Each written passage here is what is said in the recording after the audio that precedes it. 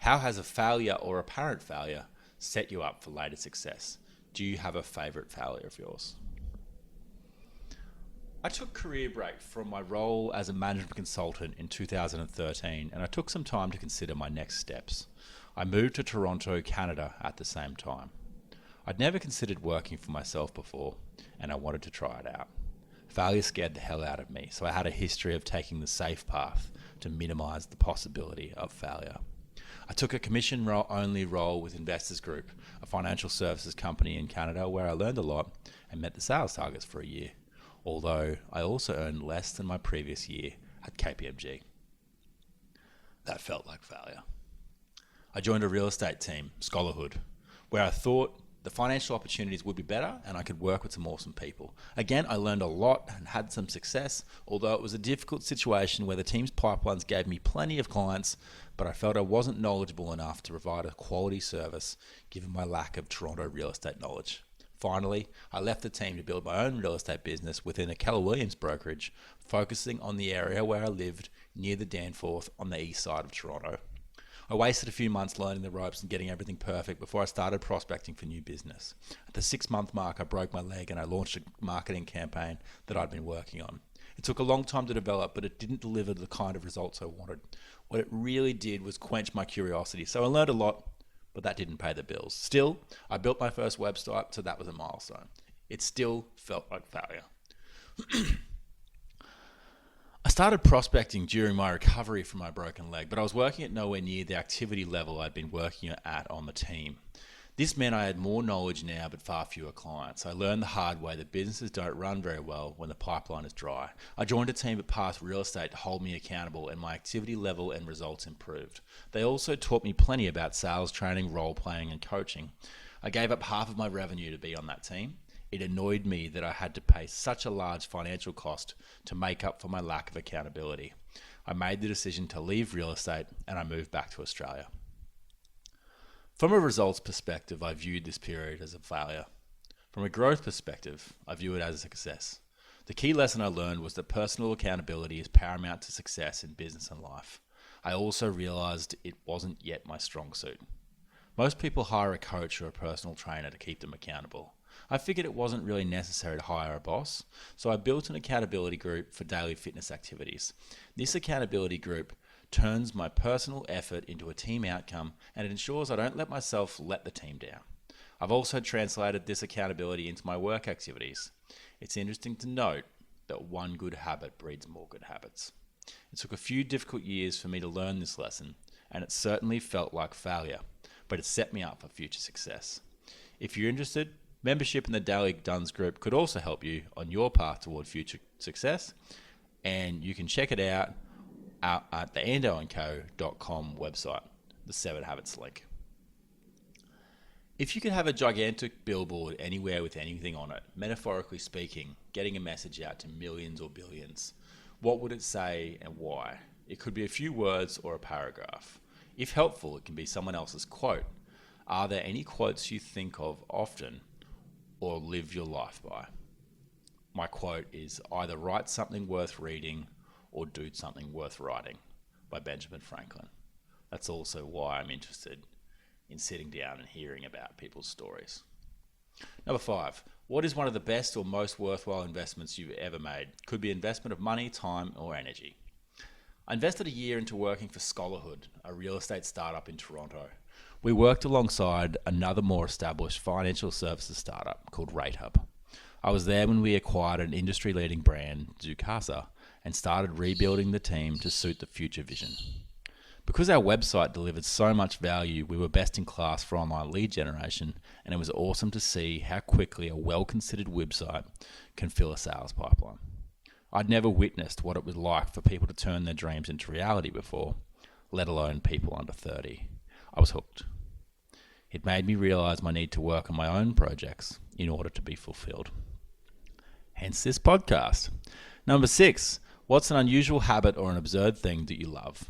I love a lot of things that people hate, like public speaking and job interviews and conversational role play. I don't personally consider these things as absurd, but I know they're not for everyone. I'd hazard a guess that it was probably drama class growing up that turned these absurdities into strengths. Number 7, in the last 5 years, what new belief, behavior, or habit has most improved your life? Daily accountability, 50 push-ups.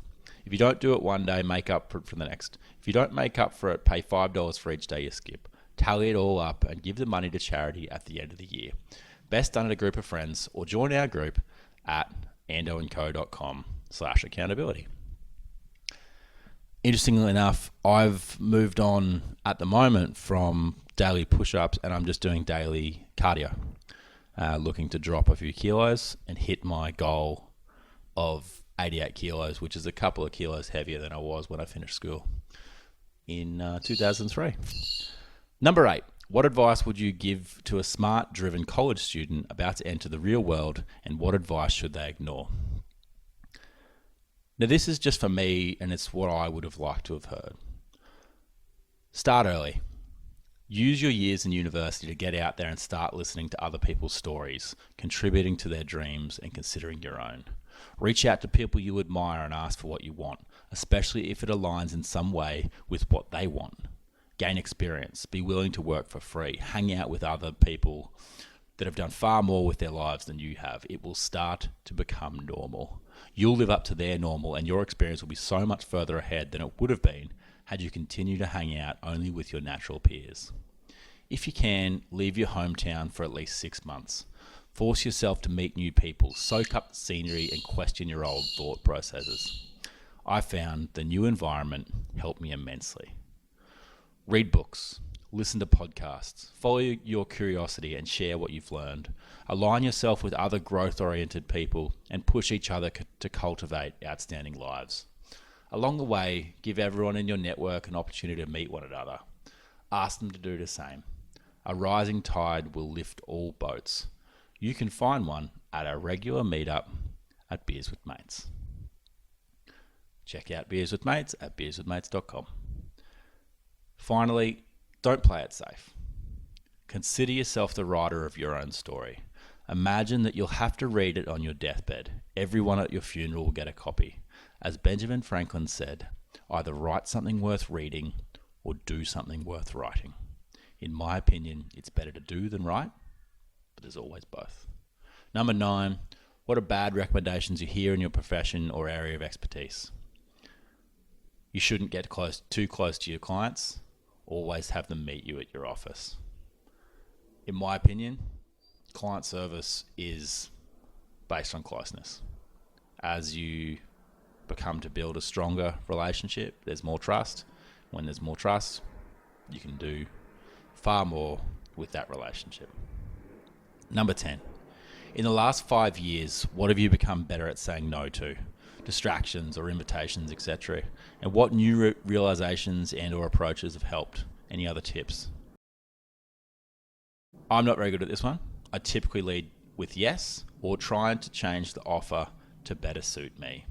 Learning to say no could be my next lesson. The final question. When you feel overwhelmed or unfocused or have lost your focus temporarily, what do you do? If helpful, what questions do you ask yourself? This is one that I've only worked out over the last couple of years, but I go for a walk or a bike ride listening to my favorite music. Near water or nature is best. If I need to think, I skip music with lyrics, and I like to stick to continuous mixes so the breaks don't interrupt me. I believe SoundCloud is best for that. And I've linked to a James Abela mix on the website for a good example. I've been a fast walker before, and I still am at times, but I realise it's way more enjoyable to take your time when possible. It's just not worth it trying to become the fastest walker. If only I could think similarly about bicycle commuting. As you'll see on some of the videos I post, I love cycling, and I expect it will become a big part of my life. Hope you love it too. Thanks for listening, and I look forward to speaking more on the podcast where I do less speaking and you get to hear far more from my guests.